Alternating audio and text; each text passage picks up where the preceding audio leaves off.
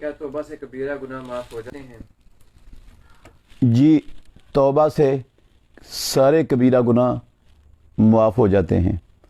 صرف معافی نہیں ہوتے، بندہ پکی سچی توبہ کر کے مومن بن کر نیک عمل شروع کر دے تو اللہ اس کے سارے گناہوں کو نیکیوں میں بھی تبدیل کر دیتا ہے۔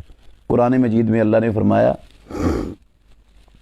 الا من تابہ، سورہ فرقان کی 70 نمبر آیت ہے، مگر جس نے توبہ کر لی وہ آمنا اور ایمان والا بن گیا، وہ عامل عملا صالحا اور نیک عمل کر لیے، فاولئک یبدل اللہ سیئاتہم حسنات، اللہ ان کی برائیوں کو بھی نیکیوں کے اندر تبدیل کر دیتا ہے۔